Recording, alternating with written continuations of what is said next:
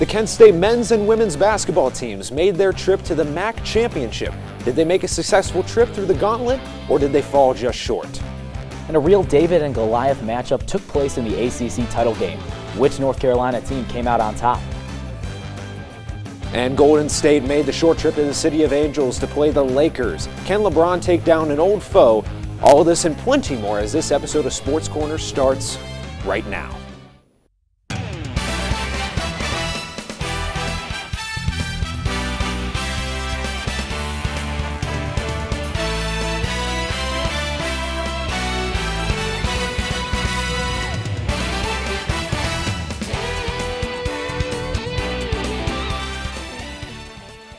Welcome to another episode of Sports Corner. I'm Dom O'Brien, filling in for the wonderful Liv Sharp.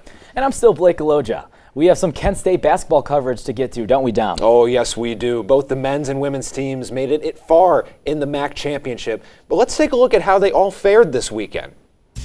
Starting with the women's. Kent State, three-seeded Kent State hosting the six-seeded Northern Illinois Huskies. As we get it started here, NIU, Courtney Drake for three, knocking it down. But Kent State, they had the ball rolling all night long like Lionel Richie. Katie Shoemate going to get the pass over here as she launches for a three and knocks it down.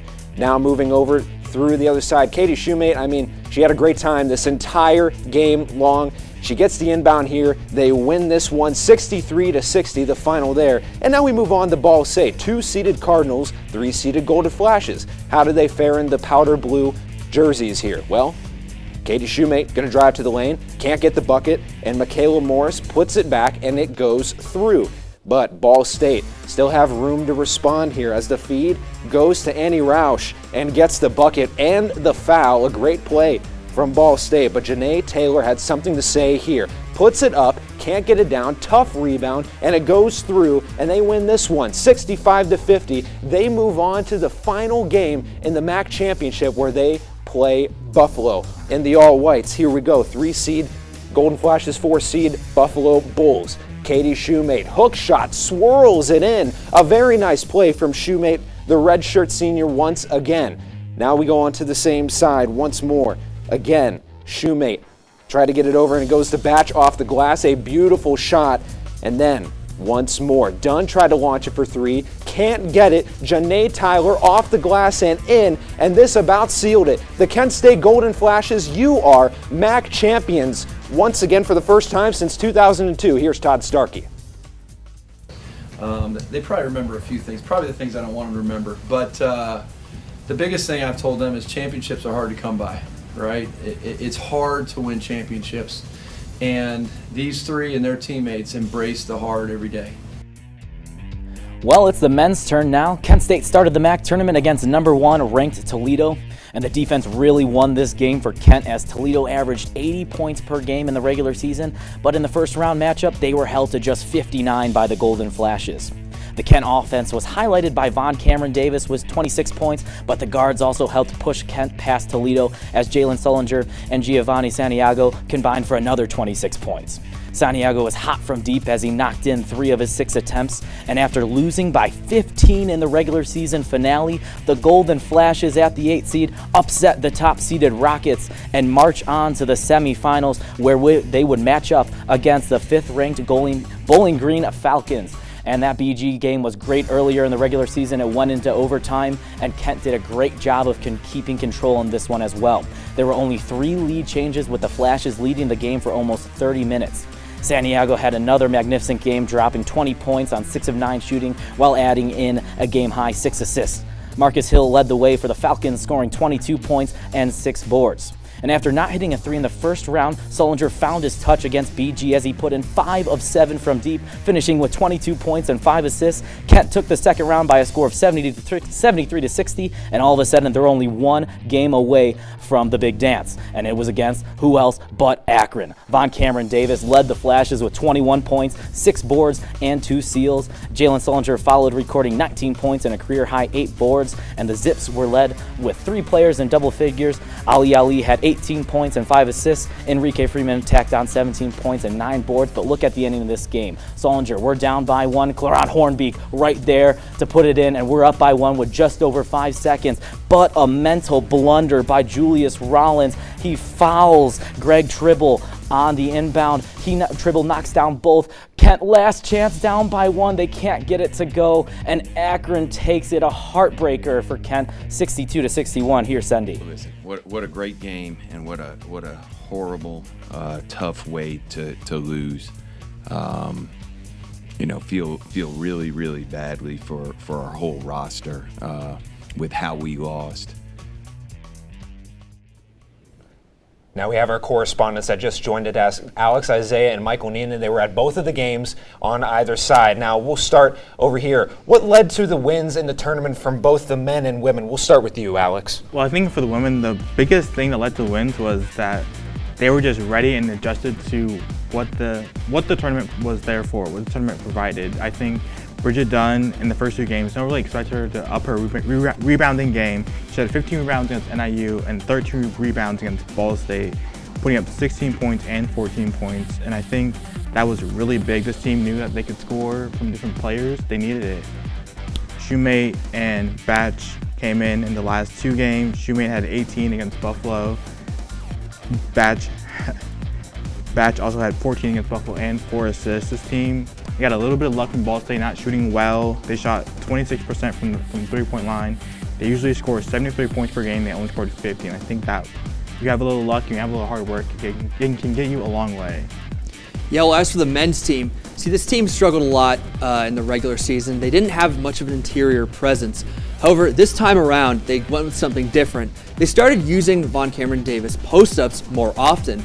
And I think what that did essentially was create more of a presence, allowed them to kick out to shooters, and overall the offense just looked much better. And especially Von Cameron Davis, he had 26 in the first game against Toledo, was huge in that upset, and is ultimately part of the reason why I think they were able to almost win that MAC title.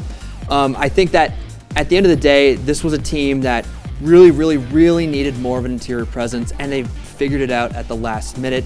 It's just unfortunate that they've ended up having to face Akron in the championship game, who I do think were the best team in the MAC. But overall, I think that this team was able to just flip the switch, and they were able to grab a ton of rebounds as well. A lot of hustle from the Flashes. I think that they really were somehow able to prove that they were much better than their record during the regular season. And with both teams making that championship, what are some of your takeaways from the tournament? Well, I think for the women, one big takeaway is that Todd Starkey is one incredible coach. I mean, you lose your starting point guard mid-season, you lose both of the last games to Ball State and Toledo, and then you beat NIU in the first round by only 3 points. You expect a bigger margin against the NIU team, but you still battle back and hold Ball State, one of the best teams in the MAC, to 50 points, and you hold Buffalo to 60 points, winning by 18 in the championship game. I think that's one of the big reasons why this team was so good. Because Todd Starkey, he knew how to adjust to these new transfers and new roles, and kind of had that culture. And I think on the other side, the players having confidence in themselves and their teammates' abilities to be able to score whenever they needed it. Yeah, well, as far as the men's team goes, this really was a team that they lost several players. I mean, they lost Sincere Carey, they lost Malik Jacobs, Myron Thomas. To me, what this run proved is never doubt the heart of a champion. They were able to flip the switch, they were able to turn it on in the playoffs. This is a team that proved that they can still be good in the future as well, despite losing several players. Definitely. Well, thank you so much, guys. We really appreciate it. We move over to gymnastics. The Kent State gymnastics team brought in a victory on senior night to claim a share of the Mid-American Conference title with Ball State Sunday against Bowling Green. The Flashes are ranked 23rd in the country, and this is the only MAC school to be ranked in the top 25 right now. The Flashes will travel to Muncie, Indiana for the Mid-American Conference Championship on Saturday. I can't be more proud of this group of young ladies here and the entire team. It's been such an enjoyable season with watching them continue to grow in confidence and then the love that they have for each other and the way that they support each other. I mean, this, to be honest, it's a coach's dream. And the Kent State baseball team had a performance for the ages in their 22-4 blowout at Ohio, taking 2 out of the 3 games in the series. Josh Johnson had an amazing performance with 4 hits, scoring 4 runs and 7 in total. Calvin Bickerstaff had a great game himself, only needed 67 pitches in the 5 innings he pitched. The Flashes advanced their record to 9-10 on the year and conclude their road trip in Pittsburgh on Tuesday. The Kent State softball team completed the sweep against Manhattan with a 4-1 victory on Sunday. The Flashes started scoring early with multiple contributions from graduate student Alexandria Whitmore, who went 2 for 3 and scored a run, along with sophomore Bryn Leibler, who went 2 for 4 with 2 RBIs. Kent State will begin conference play as they travel to take on Ball State this weekend. In a lacrosse MAC opener, Kent State was able to win a close battle against Youngstown State. Coming off the win against St. Francis, the Golden Flashes were able to put up a score of 16-15. Jackie Wolford put up 5 of those goals with 2 assists, and in the net, Sydney Davis, with over 32 minutes of playtime, was able to contribute 3 saves. The 4 and 6 Golden Flashes will come home tomorrow to face Pitt at 4 o'clock. And let's go to the tee box. The Kent State men's golf team traveled to Myrtle Beach for the Jim Hackler Championship. The Flashes brought 6 golfers to the event and have Daniel Heister competing as an individual. Chris Vendetti took home the individual title in late February at the Dorado Beach Collegiate by shooting 14 under par in 36 holes last time out. The Flashes were in 3rd place as a team out of 17. The Kent State women's golf team tied for 4th place in the Jackrabbit Invitational.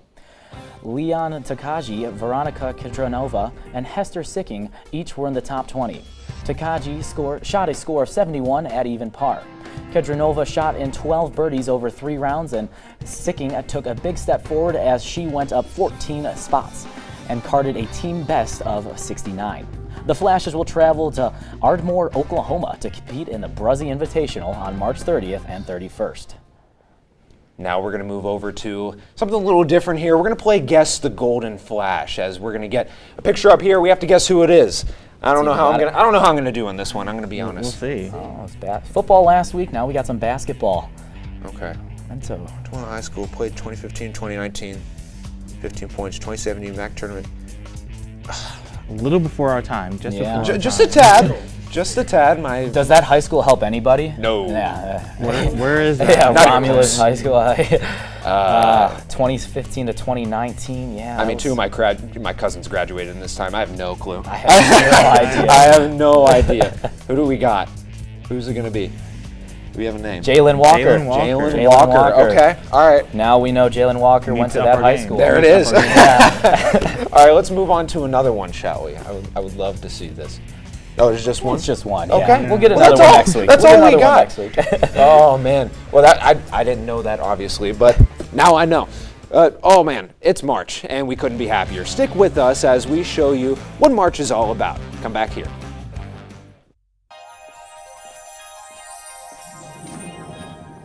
If you can say with me, imagine what you'd see if every child had a book to read. 'Cause every kid across the nation deserves a book to read, and we can make it happen right now. No, I don't know what you've been told, but kids with books learn so much more. So the mission is for us to get a book to each and every child.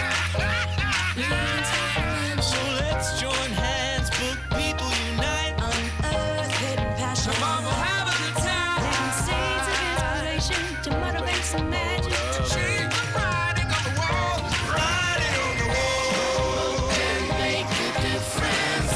One book can inspire a child. One book can be the first thing that helps to change a life. People unite. Read to a child today and spark a lifetime of ambition. When you adopt a shelter pet, you discover their unique mix of all kinds of traits. Where'd Wiley go? Where's Wiley? Ah, there she is. Paw? Do you remember being an ancient wolf? Do you ever feel the call of the wild? You're a renegade cop, and I'm a con woman with nothing to prove. But together, we could really solve this murder. They're a little bit of a lot of things, but all of them are pure love. Welcome back, everyone. Well, it was championship weekend in college hoops with lots of intense basketball and a lot of upsets. Let's get to the highlights, starting with the Battle of North Carolina. We start NC State UNC. This is NC State's first time in the final since 2007. Let's see how they perform here. Up 11-4. So far, so good as they get going with 15 minutes left in the first quarter. And then Mohamed Daer for 3 to begin it up 10 as they now go up 6 here. And again, North Carolina trying to bounce it back. Here's RJ Davis with a step back 3, and he's going to try it again on the other side. RJ Davis tying it up 28 all as we have 3:16 remaining in the first half here. NC State trying to attack on the other side. And then look at the guy, DJ Burns Jr. with a 3 as the clock expires, the shot clock, but now the game clock running down here at the end of the first half. Dishing it on the outside, saving it on the inside. And then at the end of the first half, it goes to Comrick Ryan for a 3-pointer. That's how that first half ends, but that was not the tale of this entire story. And NC State, look at again, Burns in the paint, going up and going in. Are you kidding? The athleticism from him, getting it done now, 63-58. Here comes NC State. Again, the Wolfpack trying to get this one in a nice little bow and an and one play, a powerful one at that. DJ Horn as he gets the and one and goes to the line and succeeds off of that. Here's Burns again, protruding his way inside and gets it out. Over to Horn once more for the slam. They win 84-76. NC State, the 10 seed, wins it against UNC. Let's see how the Big Ten fared. Terrific season for Coach Brad Underwood and the Fighting INI, and they're looking at an exclamation mark in a Big Ten championship against Wisconsin. Terrence Shannon Jr., he was a flamethrower for Illinois in this one. 34 points, 4 rebounds, and 2 assists for the senior out of Chicago, including these 2 long balls. Even with the phenomenal performance, this game was tight all the way through as Illinois had just a 1-point lead at half over the Badgers. To the second half we go. Chucky Hepburn, normally only averaging just 9 points per game this season, but his takeover badge was fully illuminated in this one. 20 points, 5 boards, and 5 dimes from the junior, including that tough bucket and the foul from the corner. He wasn't done just yet. Where are you going? Terrence Shannon Jr. putting it in from the elbow. Tie game now in the second. Marcus Domask set up the Illinois offense like he did all season long, gets a high screen, stops, waits till that defender's on his hip, and gets that strong layup to go. 26 points, 7 rebounds, and 8 assists for Domask. Tie game now again, but this time Shannon Jr. setting up the offense, swings it over, Coleman Hawkins giving it back, Shannon Jr. splash, puts it in, 88-85, Illinois up, and that would be enough to hold off Wisconsin. Illinois takes the Big Ten championship, 87-93. Terrence Shannon Jr. earned the tournament MVP. What a game from the Big Ten there, but now we're going to move over to the SEC. What is this, football? No, this is college hoops, and we're going to get started right away. Auburn and Florida. As we get going here, Florida making an attempt at the basket. Walter Clayton Jr. is going to move on to the next one. That was Zion Pullen. He drove down the court and parked it in the rim. This is going to be Walter Clayton Jr. As he goes around, he gets the pass, he hits the deep 3, knocks it down, and cuts it to 1 with 17 minutes remaining in the second half. But now a steal here from the Tigers going down the other direction. Denver Jones, wow! Getting the pass from Trey Donaldson, and Dylan Caldwell going to show up here pumped up after the play. I mean, the Tigers moving in with such aggression. Now you're going to get it over to Denver Jones. He had a 3 earlier. He gets a 3 here, knocks it down 60-48. 11 minutes remaining in the second half. Auburn moving like a well-oiled machine. Now Denver Jones going to pass it on the outside, and a tough play in the paint here. Watch this one. Goes up and goes in. That's Johnny Broome off the glass. Good play from him. He had 19 points, and he led the Tigers in this one. Now Broome again in the paint. Is anybody going to stop him? Well, quite frankly, no. It bounces off the rim and just simply goes in. A 17-point lead in this one. A dominating win for the Tigers as they win the SEC. First time since 2019. How about them Tigers? All right, let's now go to our mid-major spotlight as when the confetti fell from a crazy championship weekend, the title goes to Duquesne. A big reason why is because of the fact is that they are heading to the big dance for the first time since 1977. Head coach Keith Dambrot said that he will retire once the season's over. As the man who's coached LeBron in high school at St. Vincent and the Akron Zips to 3 MAC titles, he will look to end his career on a high note with a tournament win. Good evening, Portage County. It's great to see you again, and I'd like to welcome you back to the Crespo Coffee Hour. I am your host, Nico Crespo. Now, if you've been tuned in for the Coffee Hour for the past 2 weeks, you would know that I ranked the American League and the National League teams in the MLB. If you missed out, no worries. These playoff projections should help you out a little bit. Now, starting out in the American League. First seed Astros. Never doubt the Houston Astros. They'll get a bye for the first round. The Orioles, they're going to come in the second seed like they did last year. They will also get a bye in the first round after taking the AL East over the likes of the New York Yankees. In the wild card series, the 3-seeded Cleveland Guardians, they will take down the 6-seeded Toronto Blue Jays. The Guardians will be active in the trade deadline and should be healthy by the postseason. Kyle Manzardo and Chase DeLauder will join the team and break in the major leagues, bolstered by that pitching staff of the Guardians. The second wildcard series will feature the 4-seeded Texas Rangers and the 5-seeded New York Yankees. The Rangers, they will take care of business to the Yankees with Max Scherzer and Jacob deGrom hopefully being back from injury, and the offense of the Rangers will overpower the Yankees pitching staff.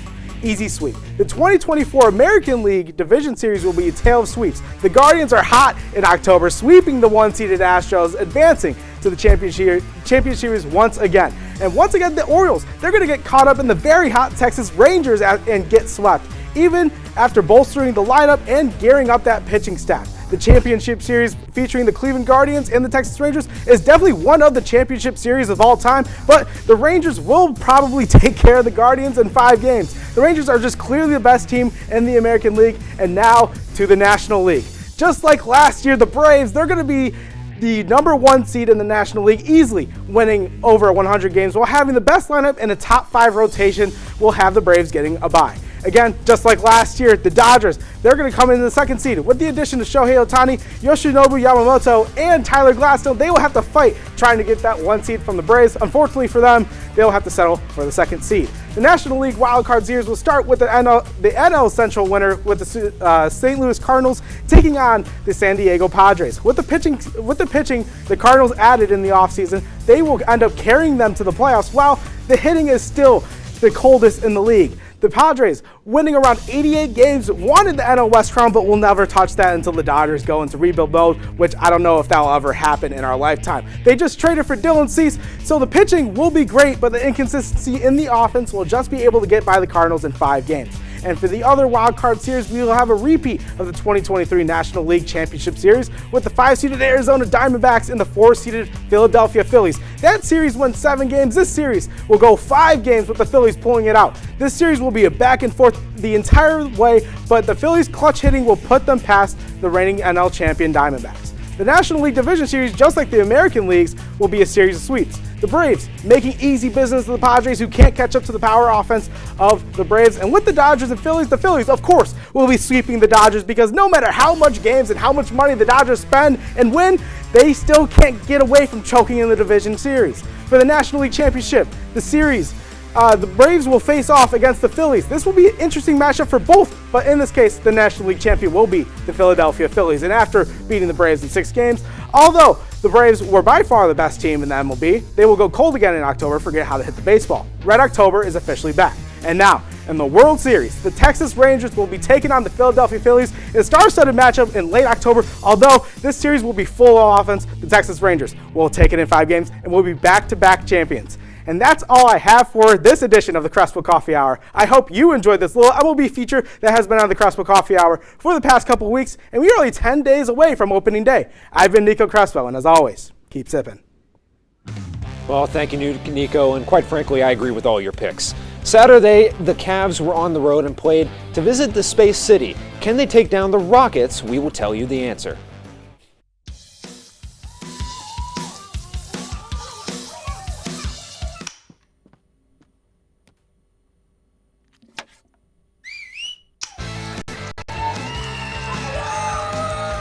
Don't let E. coli mosh with your food. An estimated 3,000 Americans die from a foodborne illness each year. You can't see these microbes, but they might be there. So always separate raw meat from vegetables. Keep your family safe at foodsafety.gov.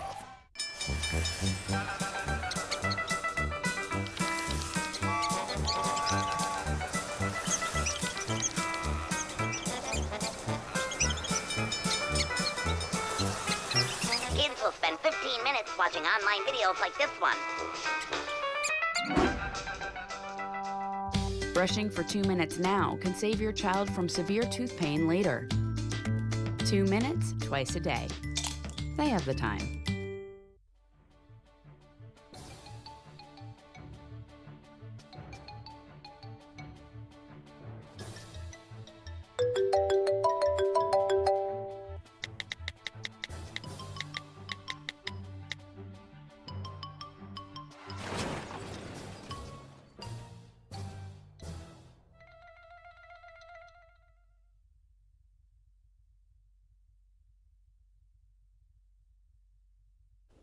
While the Cleveland Cavaliers are trying to fight for the top spot in the Eastern Conference, the Houston Rockets are looking to make a surprising appearance in the play-in tournament. Let's head to Houston to see how these two teams competed this weekend. We'll start it off here, 42-24 versus 31-35. Rockets fighting for their 5th game in a row, and they're going to start it here with a slam in the middle of the paint. Jabari Smith Jr. with a nice feed from Jalen Green. The Rockets continue on here. They had to lead for the majority of this game, a 3-pointer, putting it in for Jalen Green. And then, oh man, did we see it run the same play again? No, it's just Jalen Green again. He's going to step it back and launch it from beyond the arc. 26 points in this game for Jalen Green. He kept going. But now on the Cleveland side, Darius Garland taking it down the court. Handoff from Sam Merrill and George Niang with a nice 3 to try to cut it down to 5 points halfway through the second quarter. As we keep moving here, the Rockets on the other side, Fred VanVleet going to take it full court, but then at last second dish it off to Thompson. Amen Thompson getting the feed and stuffs the rim as we go late into the second quarter. Mitchell trying to steal it away but can't get it down. Fred VanVleet again back to Thompson once more in the paint. Now the Rockets up by 16 in this one, this time up by 19. Fred VanVleet, they switch on the other side because of the quarter change. The jab step here, and again, another 3 for the Houston Rockets. They kept moving throughout the entirety of this one. That was Jalen Green again. Fred VanVleet back at it again, trying to dish this one out. No, actually, he's going to launch it, and he gets the 3 once more, 65-90. Final score was actually going to be Rockets 117-103. They cut it to 14, but it wasn't enough. The Rockets, what a game. And now right here, the Cleveland Cavaliers leading the Pacers so far in this one in the third quarter. Kind of a low-scoring affair in this, but we'll see how the Cavs pull it out, and we'll see if the Pacers can get it done at home. How's it going, Portage County? I'm Michael Neenan, and 2 dudes from Akron duked it out over the weekend at Crypto.com Arena. Any guesses as to what that matchup was? Well, if you guessed Steph Curry and the Warriors taking on LeBron James and the Lakers, you would be correct for a West Coast matchup. Because early on, Anthony Davis going to the basket, he would make the layup, but it looks like he got fouled a little bit. Didn't get called though. Let's take a look. Trace Jackson Davis, famous for beating Kent State last year, he would swipe Anthony Davis over his left eye. Fortunately, Anthony Davis would end up missing the rest of this game. Lakers would have to go and try to win without him. They were able to maintain a lead. Klay Thompson was able to get an and one, but LeBron James, he looks down, he attempted the 3, and he got the and one. You knew that was going in. Steph Curry did not like that at all. The Warriors trying to get a comeback in. Draymond Green with the rebound, trying to go coast to coast, except no. There's a lob from near half court, and Jonathan Kuminga is there to get the dunk to put the Warriors up. Now it's time for Steph Curry to do what he does best and cook. He had 31, 6, and 5 on the game. He was cooking. He got them up late as well, and it's Steph Curry, so you know that 4 guys went in because of his gravity, and Draymond Green gets the easiest layup of his life. In the fourth quarter, LeBron James hits a big 3 and 1, except, oh, look at that. He stepped on the line. That's unfortunate. The refs, they take a look at it, and that 3 would be called back. It would not be enough because the Warriors, they would end up sealing the deal, and the Warriors would go on to win 128-121. Dubs jump the Lakers for 9th seed in the West. It was another battle of the superstars on St. Patty's Day as the Denver Nuggets travel to take on the Dallas Mavericks. Let's see who will take the pot of gold. You know, Nikola Jokic, he had a relatively quiet game for his standards. 16 points, 11 rebounds, and 7 assists for the big man, including that and one right there. Time winding down in the first, Luka drives, finishes, and makes it look way too easy. Well, he can do that a lot, making difficult shots look easy. That's a reoccurring theme. That one right there, step back three, 37 points for Luka. Tie game in the second. Jamal Murray drives and kisses it off the glass for the beautiful and one. Well, the long ball started to fall for Dallas in the second half. Kyrie and Luka getting in on the action to widen the lead to 9 with 8 to go in the fourth. Former owner Mark Cuban right there, he's loving it. Denver does not go away easily. KCP, a tough riser over Maxi Kleber, knocking it down in the corner. Now only down by 2. Jokic gets the mismatch on Luka, posts him up, backs him down, gets to the spot for the layup. We are all tied up with a minute to go. 30 seconds left. Jamal Murray, that is too much room, and he makes Dallas pay. Luckily, Dallas has a guy named Luka Doncic who was born for this moment, and he ties it right back up with 24 seconds left. Dallas holds on defense. One last shot. Jokic on Irving with the left hand. He puts it in from the elbow. Take a look at that incredible shot. Dallas takes it 107 to 105. And now we're going to move over to another game on that same St. Patrick's Day Sunday. The Detroit Pistons, the 2004 World Champions, they ended up being honored at the beginning of this one as the Detroit Pistons take on the Miami Heat. Now we move forward here. Terry Rozier going to get the dish, step it back, drop it down. Nice play from Terry Rozier, who seems to have a comfortable time in Miami. But here is Jaime Jaquez Jr. with a nice slam in the paint. Look at the replay again. The force from the rookie. A great play from the Miami Heat player. Now 79-72 here in the third quarter. Marcus Sasser. Here we go from the paint, knocking it down near the free throw line and cuts it to 5 with a floater. Now Amen Thompson trying to get the feed and launches. No, this is going to be Duncan Robinson. Duncan Robinson with a nice 3. And then look, it's Duncan Robinson again with another 3, and he's going to go to the line for a free throw shot. A great play from Duncan Robinson. Cade Cunningham, though, going to try to tie it up. And he does in the paint off the glass. Great call from him. But then not such a great call from him here. As we wind it down, 7 seconds, he misses the three-pointer. Rozier taking it down, out to Bam Adebayo for the 3 at the top of the key, and that is how the game ends. 2 buzzer beaters, one day, as the Heat win that one 104-101. We're going to take a look at that one again. With 0.8 remaining on the clock, he launches it away. Bam Adebayo with his first 3 in the game. Wow. Some terrific endings on the hardwood. The Penguins welcomed in a team not too far away in the Red Wings. Can they tally a win in the win column? Find out ahead.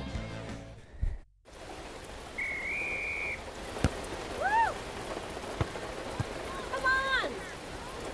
Go, Diane! Yeah, keep it going! Yeah! Go, honey! If you love them enough to drive an hour to cheer them on as they get beat 11-0 in the rain, then surely you'll check NHTSA.gov/the right seat to make sure they're correctly buckled in the back seat. Throw that ball, Diane! Woo! You got this!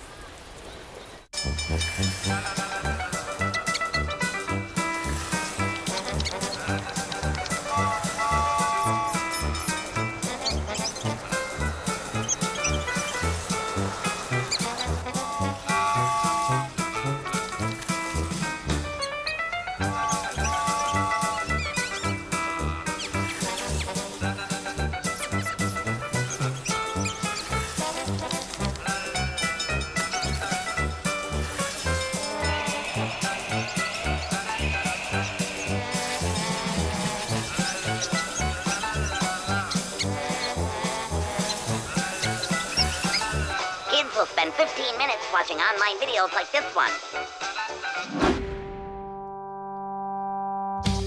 Brushing for 2 minutes now can save your child from severe tooth pain later. 2 minutes, twice a day. They have the time. What's going on, Portage County? I'm Katie Waggle, and I'm here to take you rink to rink in this brisk weather for Sports Corner on Ice. We head to Pittsburgh for Pittsburgh versus Detroit. Pittsburgh ready to host Detroit as a push for the playoffs begin around the league. It's the first period here, the end of a Penguins power play. Evengi Malkin winning a face-off, pitching it to Erik Karlsson, and then into traffic. It is a goal as a power play expires. Puck airborne. David Perron bumps Karlsson to retrieve the puck for the Red Wings, passing to a wide-open Lucas Raymond for a goal over the shoulder. Pittsburgh gathers the puck, getting it into an open center ice. Ryan Graves advances past defenders to dump it back off the skate shot from Sidney Crosby as it goes in. Second period now, Penguins once again. Pass through center ice for Malkin to take control for Valtteri Pustin. Shot to miss, but falling. Push to swipe, puck past the line for the goal. Michael Bunting making sure that it gets there. He just pushes it right past and in. The end of the second here. Penguins 4-1. Now, Red Wings win the faceoff, looking to chip away at their deficit. Puck around the boards to Jeff Petrie. Tapped by other, finally put in by Christian Fischer, making it Penguins 4-2 as that second period is starting to expire. Penguins on the man advantage, takes the puck from one board to the other, trying to get something set up. Crosby gets it settled, winds up from a shot. What a snipe for that goal. Penguins now 5-2 at second period end. Following that, the Penguins put another in the back of the net, putting a cap on their 6-2 win at home. Well, great game from the Steel City, but not right now. We head to Carolina versus Toronto. Carolina fighting for the top spot in the Metropolitan Division. Toronto fighting for the Atlantic Division. We'll see what they get going here. Toronto getting it started. John Tavares received that long pass and gets the flick shot in the back of the net for that goal as the Maple Leafs get it done with the nice St. Patrick's Day uniforms, might I add. But now the Toronto Maple Leafs, they had 2 on the board. Well, they want to try to make it 3, and they do. A bouncing puck goes to Tavares again as he shoves it to Nicholas Robinson, who slams it in. But now Carolina down 3-0. What can they do? Well, they're going to look around here midway through the second period. The pass moving around. It goes over to Burns as he hammers it towards the net, and the rebound goes from Martinook with the score. Jordan Martinook with a nice shot. Carolina still moving in, clock winding down at the end of the second period, and then with 2.7 remaining, Jarvis with a nice shot from the pass from Jake Getzel. Now near the end of the third period, Carolina still fighting back in this one, and oh my goodness, another goal for Carolina. They move it even closer. 3-4 now, 10 seconds remaining. Carolina trying to get a last second shot. Can they do it? Yes, they can. Kutsanov, with 10 seconds left, finds Burns, long ways away, fires it, knocks it in with the time winding down. Now we got to go to a shootout right here in the round 3 section. We move over again. Getzel, is he going to succeed? Yes, he is. He's going to nutmeg the goalie, and that is how that will end, 5-4. What a finish from north of the border. Great look at T-Mobile Arena in Vegas, where the Golden Knights hosted the New Jersey Devils. This game was goaltender heavy in the first 2 periods. Let's jump to the third. Wild sequence here as Jasper Brett sends a shot on. The puck sits right on the goal line, as you see right here. Great play by Noah Hannafin to try to knock that out for the Knights, but Nico Hischier was right there for the one-timer to go ahead for the Devils. Vegas turned it on after going down 1. Hannafin giving it up to Alex Pietrangelo, who whips a shot on, and the puck finds the back of the net. In slow-mo, you can see it actually hits William Carrier, deflecting in off of his body. Goal number 6 on the year for Carrier, and we are back in a tie in the third. 9 minutes left now. In transition, nobody picks up the man with the puck, and Jack Eichel makes the Devils pay with a bullet into the back of the net. Vegas loves to see Eichel get on the board, as 16 out of his 20 goals this season have been in games ending in Vegas wins. Well, make it 17 out of 21 now, as the Knights add 1 more goal and take this match 3-1, improving to 36, 24, and 7 on the year.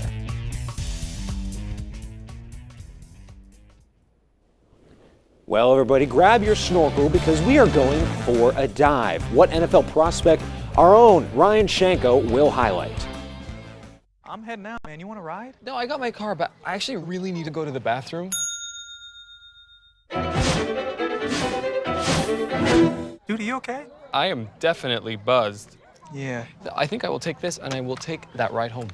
Hey, did you know that 2.4 million loving cats and dogs in shelters and rescues need our help to find a home?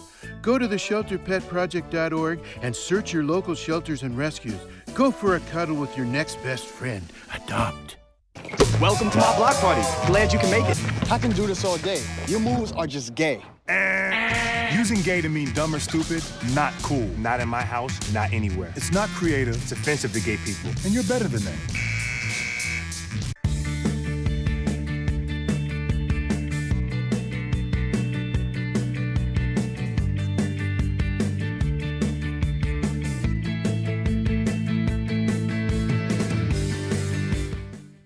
Hey, you. Yeah, you. Getting that college education, what are you gonna do? Graduate and take some office job? Be like everybody else? Or will you dare do something different? Like, be a teacher. You could be my teacher. You got the skills. The smarts? Yes, you. You could be the teacher I never forget. That'd be cool. Does that corporate job even have recess? What are you gonna make of yourself? What are you gonna make of me?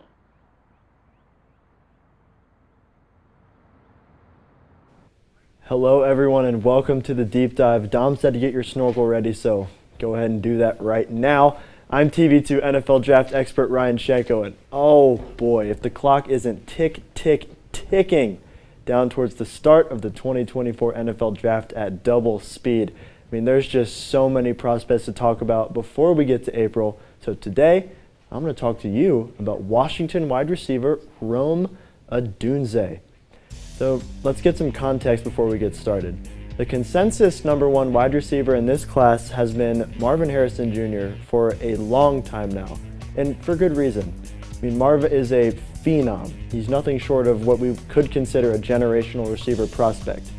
But with that being said, after watching both of these guys extensively on film, I formed a different opinion.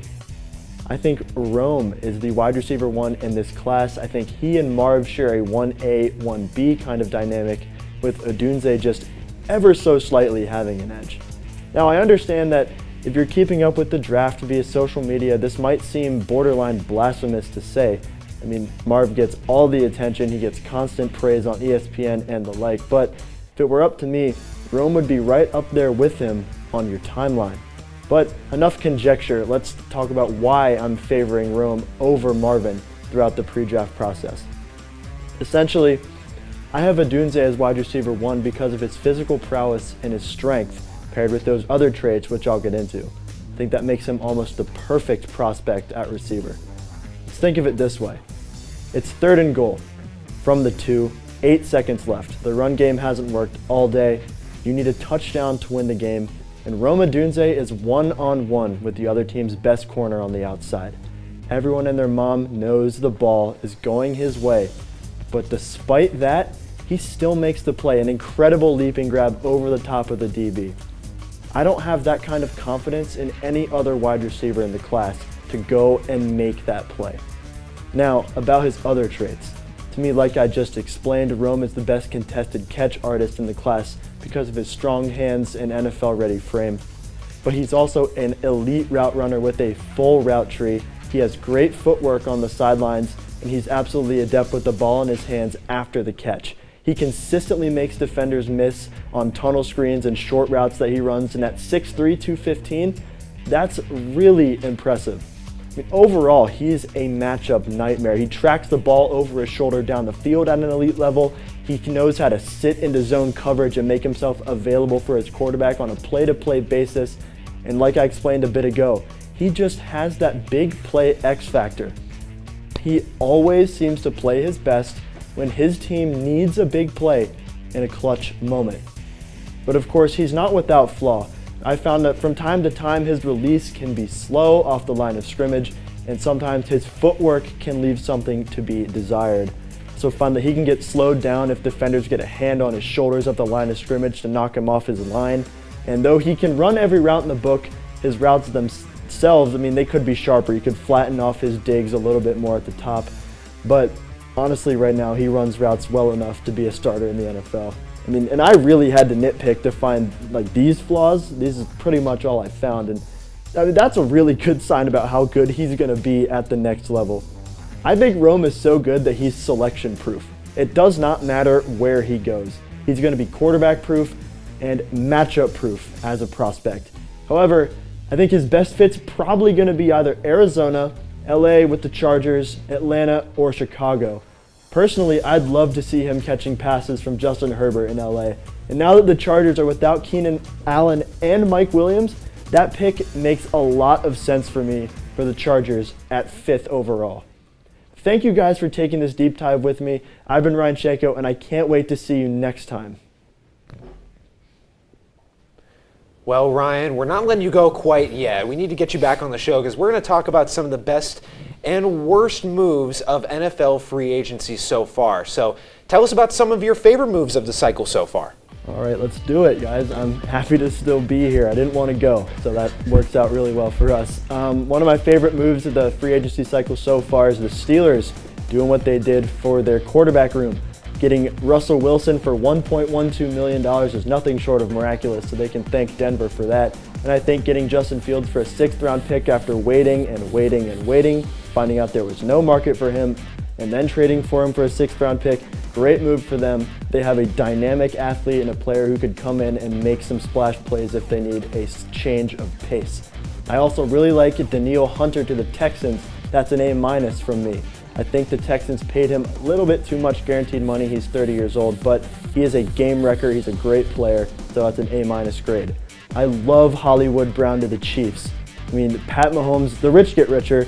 Marquise Brown is a premier deep threat, and Patrick Mahomes is Patrick Mahomes, and that is an A.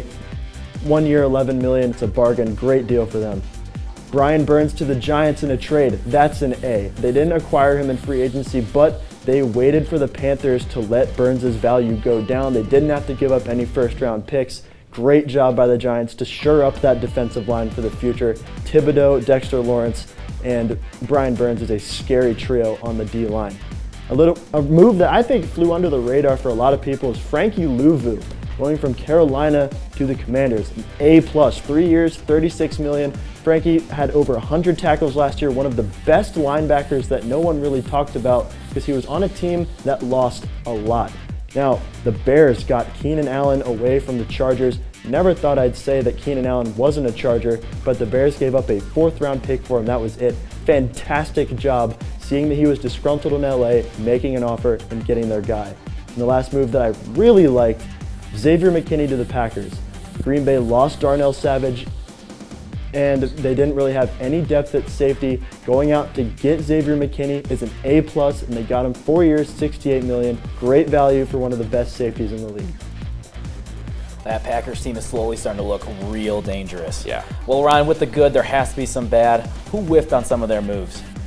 Well, guys, I mean, no one's perfect. I think the Jaguars going out to get Gabe Davis, paying him all that money, doesn't really make sense. He is a deep threat, but the Jaguars are a team that consistently fail to push the ball vertically, and Gabe Davis isn't really that good of a route runner.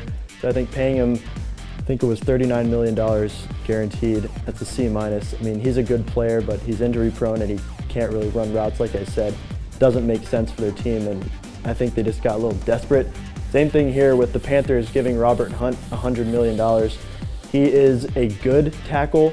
He's not a franchise tackle. That's a bit of an overpay for me. Same thing with DeAndre Swift going to the Bears. That's a D. I don't really know why they felt the need to go and pay a veteran when there are so many good running backs coming out of this draft. Well, thank you so much, Ryan. We really appreciate that.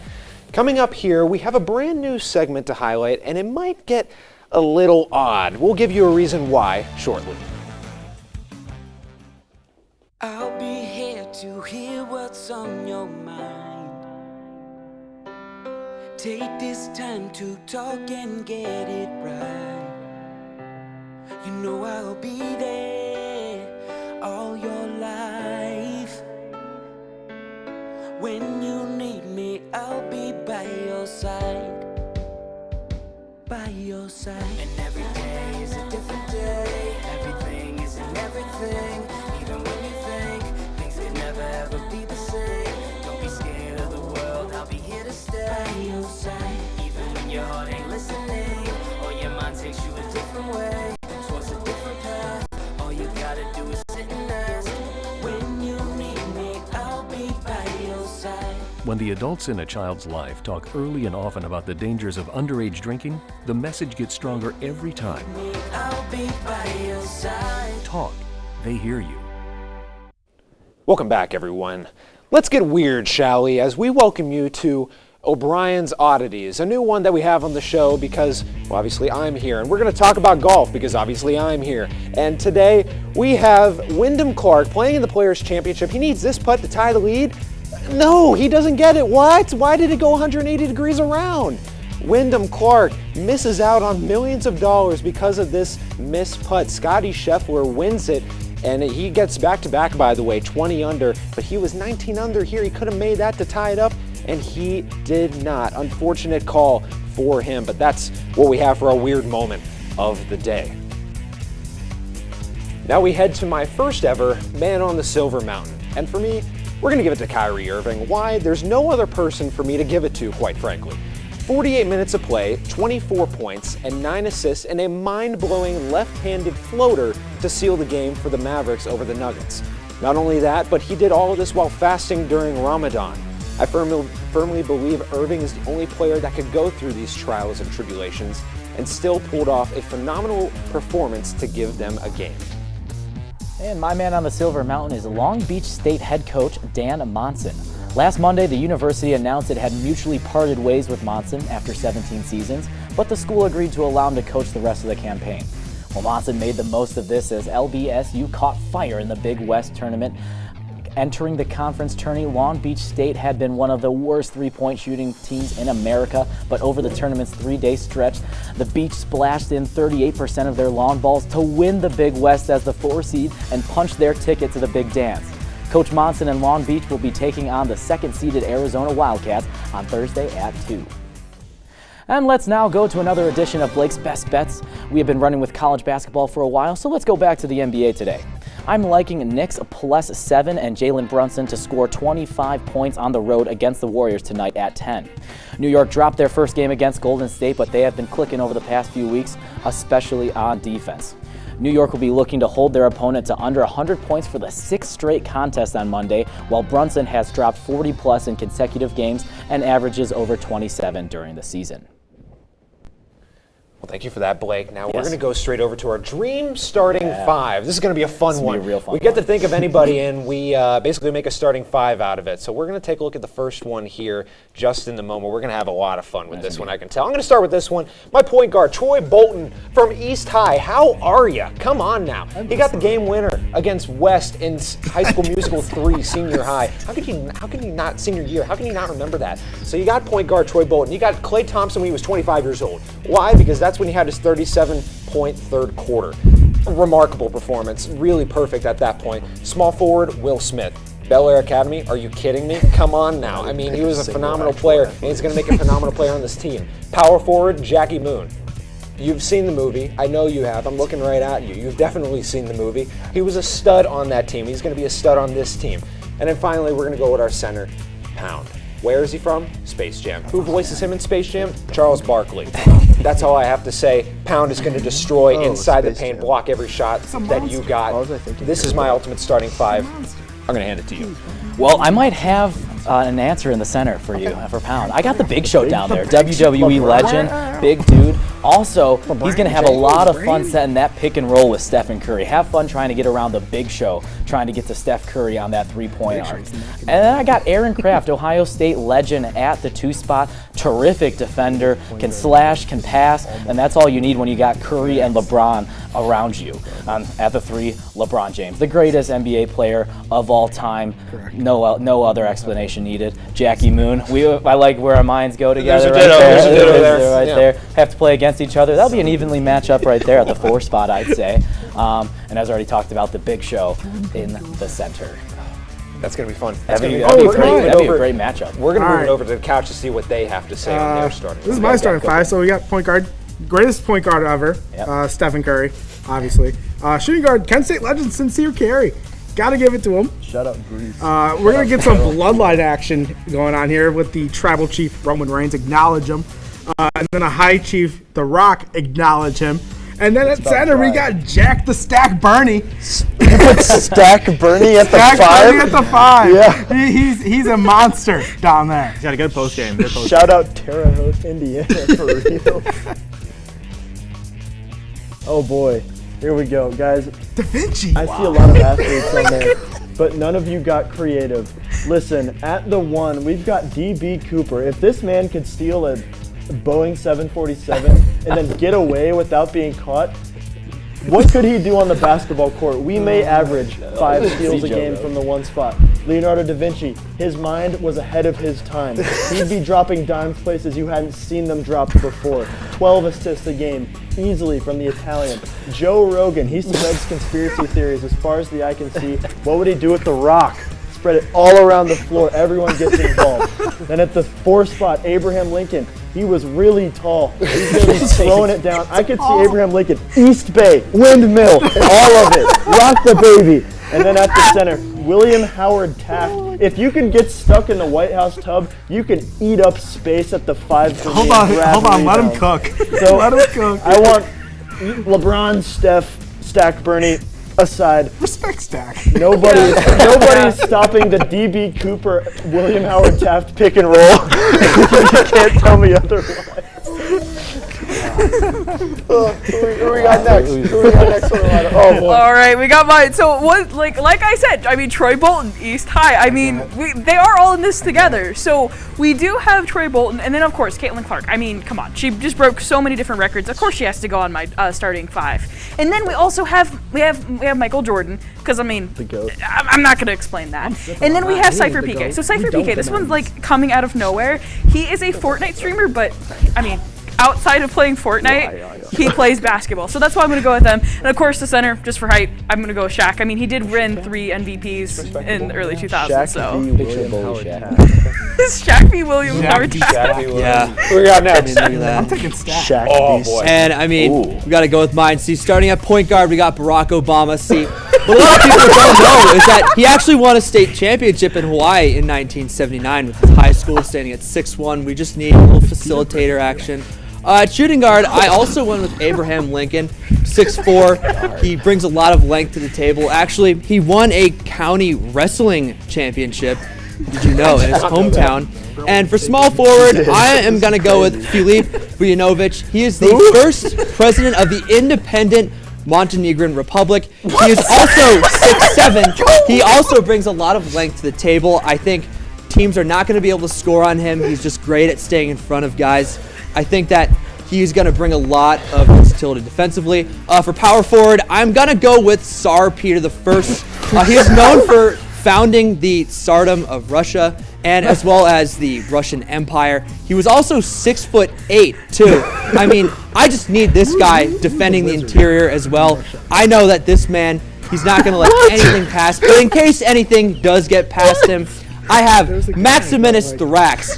He was the Emperor of Rome from 235 AD to 238 AD. Now, listen, he was known for a lot of things. He did, unfortunately, start the 3rd century crisis, as you said it as that. However, according to some sources, he may have been as much as 8 feet tall, actually. Now, it is according to the Historia Augustus, which is admittedly not super reliable. However, it is known that he towered over everyone. Listen, if this guy even approaches 8 feet tall, listen, not only can no one guard him, he's not going to let anyone score on him. Stack This Bernie man, has a case.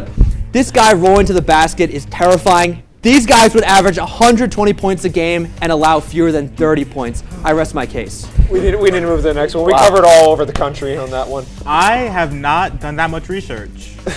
Yeah, no, that But I have Dash from the Incredibles. Okay. Let's start there. Yeah. Okay. He's really fast. I didn't think about He's that. gonna dish He's the not ball real, around. though. He's supposed to be human. He's a human. He is a human. He is a human character. He is a human. But it's not human. But he's And a my human. shooting guard, we're going with Jude Bellingham from Real Madrid. He dominates the midfield. He would get a lot of kick balls. Yes. Yeah, but I mean that's good defense sometimes. Pass the ball around, dominates the midfield. And small forward, we have Katie Shoemate, MAC tournament Shout out. MVP. Shout out. She's a fighter. She's a scorer. She's a winner. She's a dog. That's what my team needs. And then power forward, play a little small ball. LeBron at power forward because LeBron can do everything. LeBron. Why not? And then Shaq Shaq's been everywhere. He's fun. He's famous. You know how many commercials he Celtics has? Shaq or Magic Shaq? Kazam Shaq. Yeah. Yeah. Oh, you didn't think That's about valid. that. That's I didn't think of that. It's an all-star. Icy Hot Shaq. Not Icy Hot Shaq. No, The we General can't Insurance Shaq? No. Strictly Kazam. Strictly Kazam. Skechers Shaq? No. Ooh. Walmart Shoes Shaq? Ooh. The TNT halftime cover Shaq. No. Kazam Shaq. That's it. Kazam Shaq. That's it. Oh my goodness. Well, thank you guys for your starting lineup. I don't really know who's going to win. You vote who's going to win in the comments of this, but that's all we have for you tonight. Thank you so much for joining us. For more content from us, make sure to follow us across social media at TV2 KSU Sports. I've been Blake Aloja. And I'm Dom O'Brien. Have a great night, Portage County. What to expect when you're expecting a teenager. Today we're talking about how to wake up your teen, and this works literally